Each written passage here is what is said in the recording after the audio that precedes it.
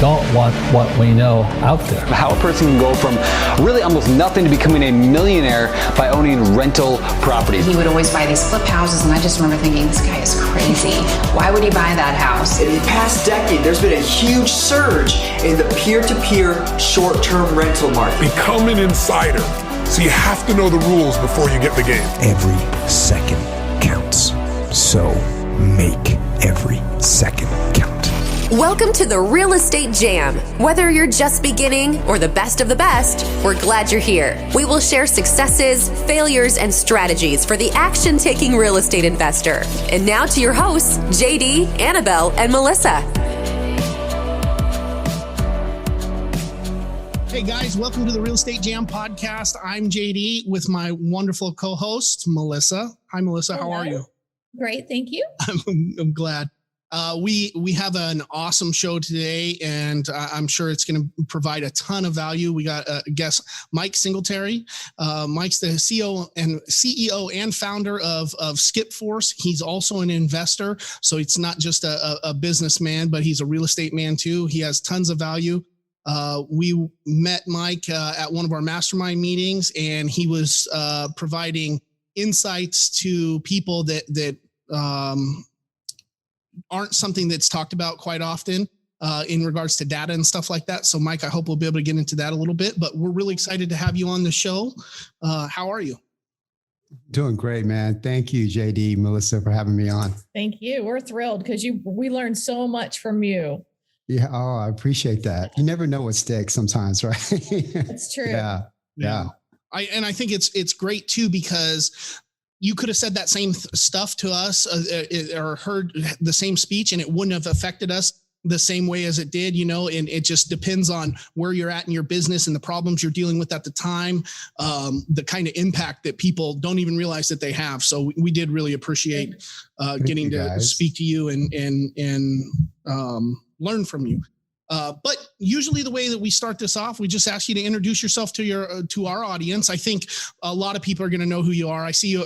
You're in my Facebook ads almost every day. So I just don't click on the links because I don't want to. I don't want it to charge you. You're awesome. You're just being retargeted, right? Yeah, that's right. You're about to see a lot more too. So. That's awesome. Very cool. Well, thank you for support. Obviously. So hi everybody. My name is Mike Singletary. Like I said, we founded Skipforce probably about a year and a half ago. I'm an investor. I've been investing about 7 years now. So I remember exactly what it was like being brand new. I came into this industry from a totally different industry. And this is part of my story. It's like, before that, I used to own high-end hair salons, right? I had no idea what it was like to buy a house, much less technology or anything like that. So yeah, in that 7 years, we, purchased over 300 homes, 7 new constructions, obviously we started a new data company. So it's just amazing what you could do to redefine yourself in such a short period of time with focus, right? And so with Skipforce, that's a whole new game for us. We started that, like I said, about a year and a half ago. And like everything else, it was out of necessity because we started telecommunications marketing probably about 3 years ago. And we were the first ones in our community to actually use texting and I mean, cold calling's been around forever. Mm-hmm. So we were just like, hey, I'm paying a lot of money for just phone numbers and phone pins. I think at that time it was like 15 cents. And I was like, like everything else, like how do we find a better way, a better way of doing things? And so that was kind of the origins of Skipforce. Yeah, that's so true. I mean, we spend a lot of money doing that as well. Yeah, absolutely. Absolutely. Well, now it's a lot more competitive, right? But since, we source it straight from the carriers, so we're not resellers of resellers, right? So we're able to pass the savings on to our clients. That's very and that's huge. And I think when it comes to getting good and accurate data, every newbie real estate group that I'm in on line or on Facebook or whatever, the number one question I see in there is, hey, what's the cheapest skip tracing that you know of? What's the cheapest skip tracing you know of? People don't use this. It costs too much. Use a guy on Fiverr. But what I found is, one, you kind of get what you pay for, but two, you should probably have more than one source of data, because there's some times where you'll skip through one company that uses one provider and you'll get different results than skipping through another company. So I always like to. Oh, sorry. I don't want to get ahead of ourselves, because some people who are super new, when we're talking about data, that if somebody would have had this conversation like 2 years ago, I would have been clueless about what you guys were talking about across the board.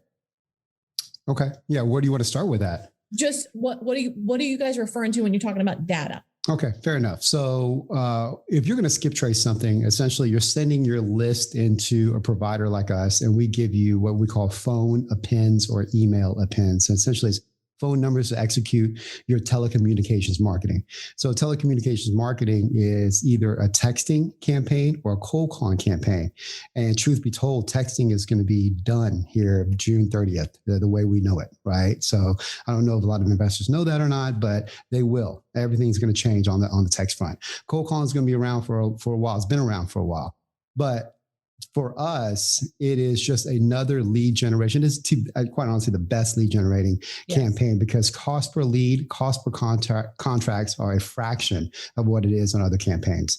For my market particularly, so direct mail is about anywhere between $4,500 and $5,500 cost per contract. It's $1,500 with cold calling, but it's another beast. It's another animal, right? I mean, you have to have certain systems and processes in place that are different. It is a follow-up game.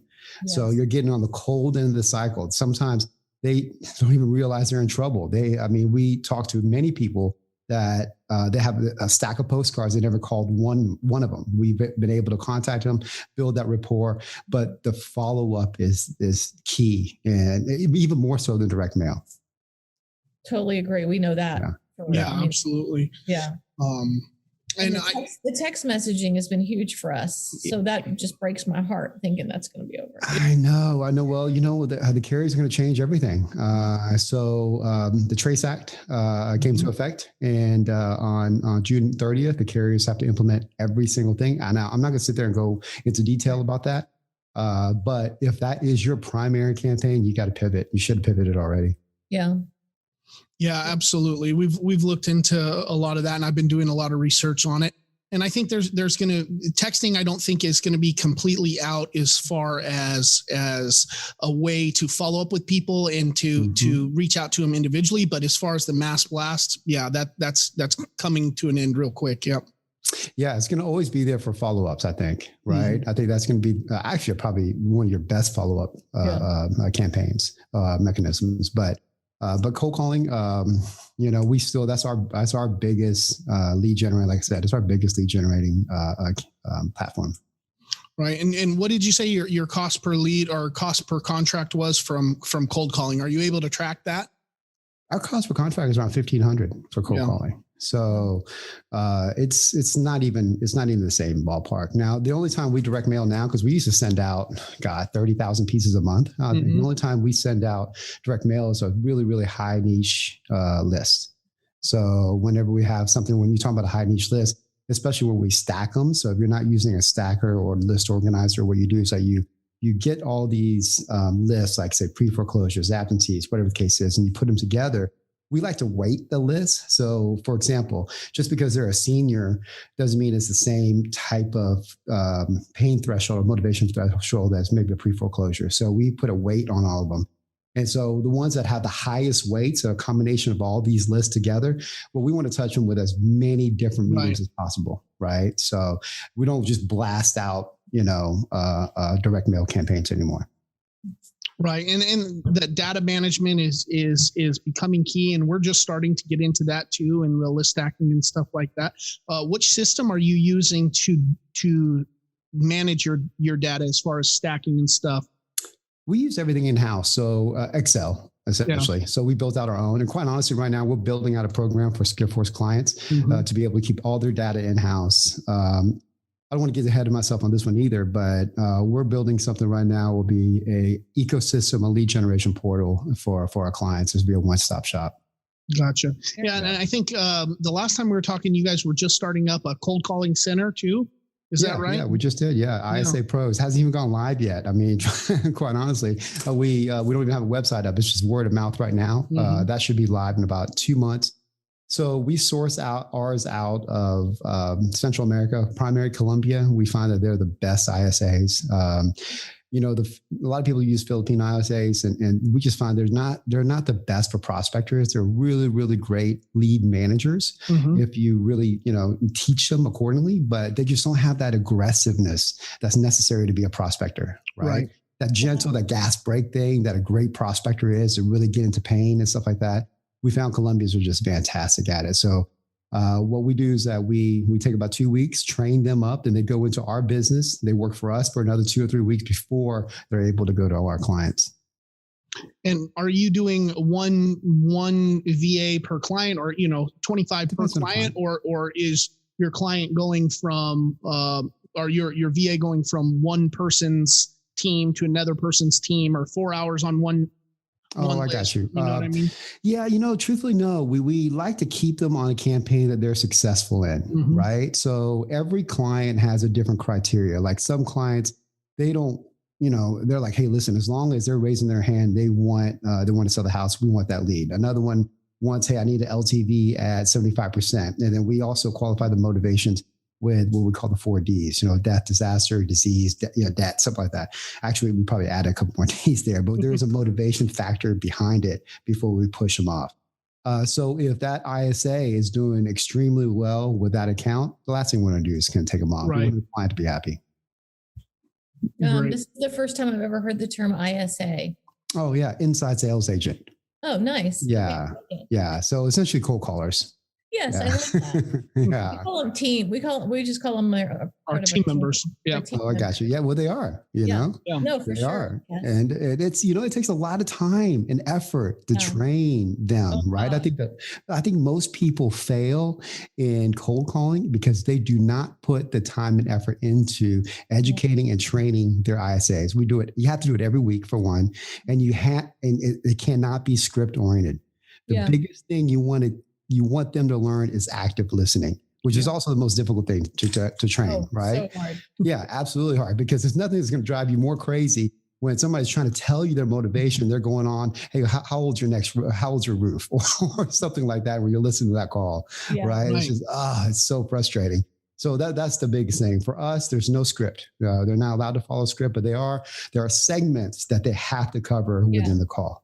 Right. That's what JD spends so much time. He does every day training and going over calls. Yeah. So good. So it's a huge time commitment. And if you're not willing to make that, I don't know if you'll ever be successful with assistance like that, in my opinion.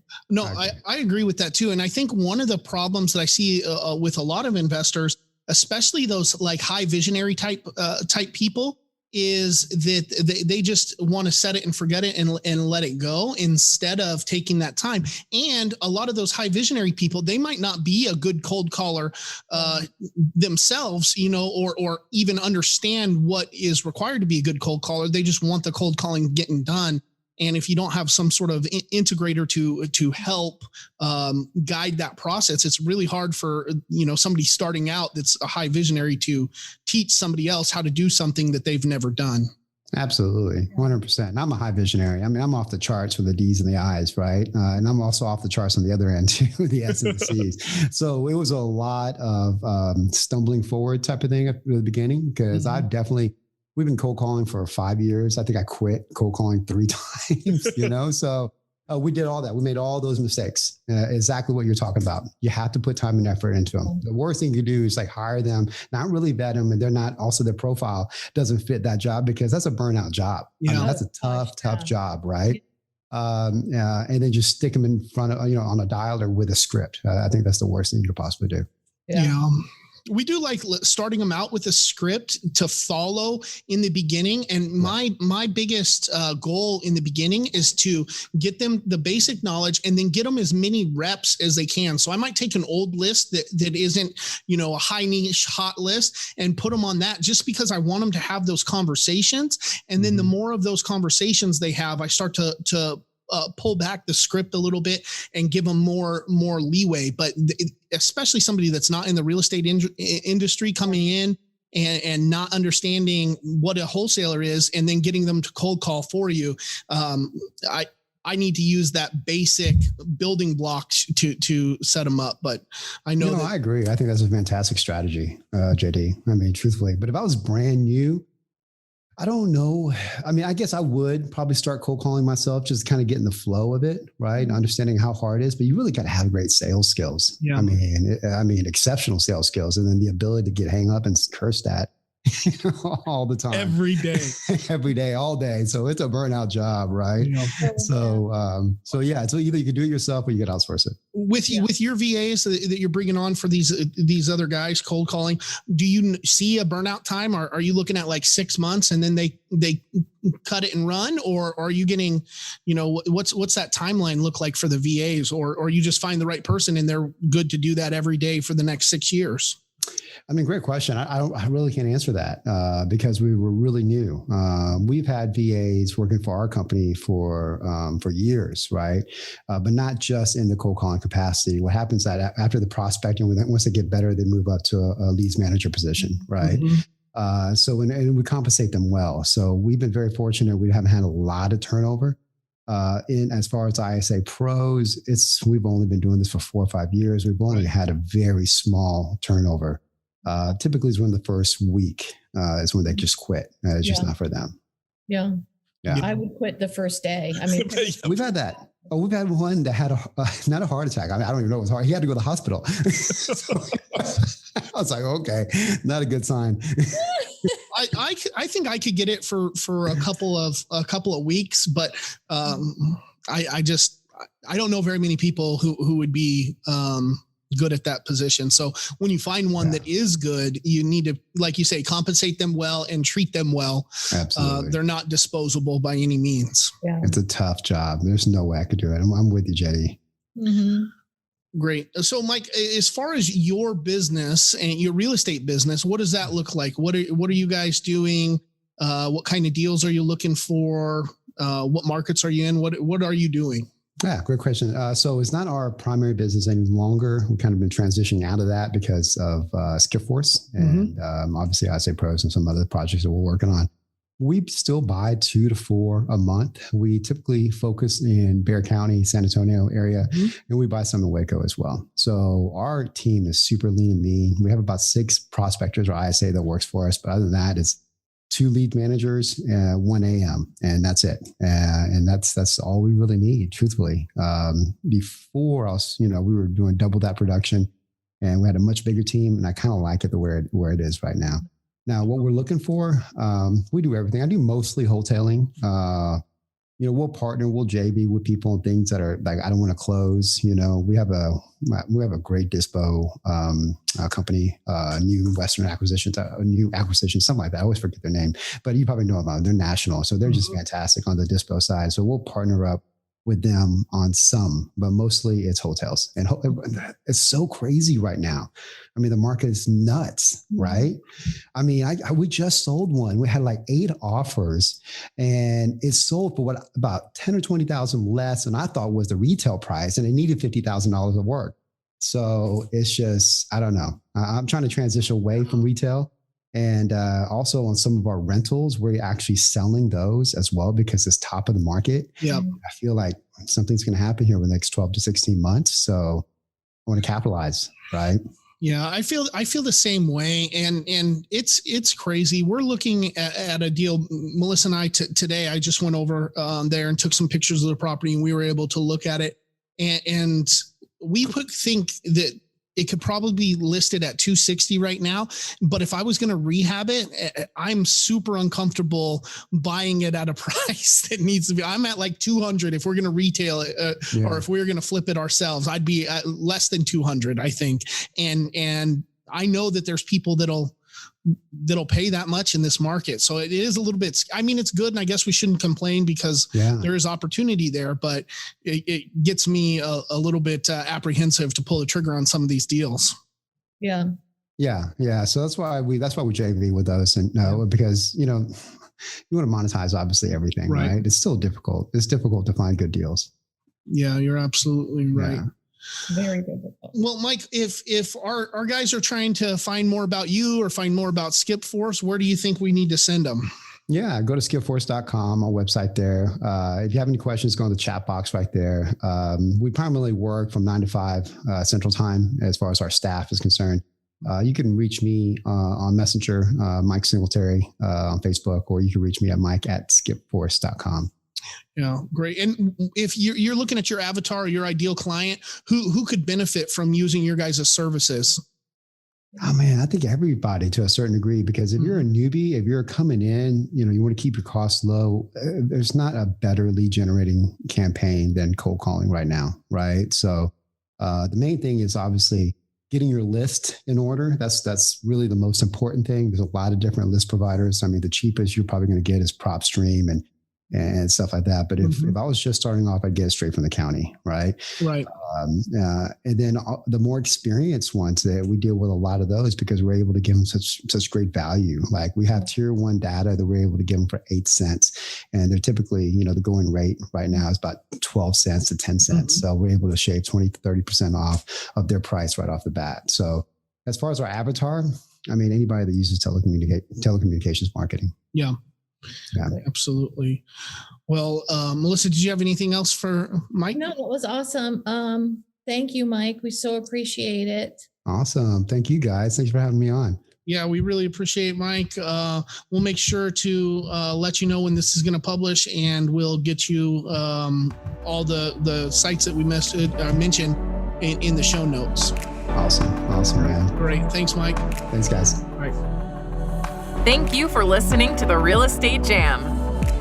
We hope you enjoyed today's episode. For more information, check out our website, therealestatejam.com, or find us on Instagram, Facebook, and Twitter at The Real Estate Jam. If you have any questions, feel free to drop us an email at therealestatejam@gmail.com. See you next episode.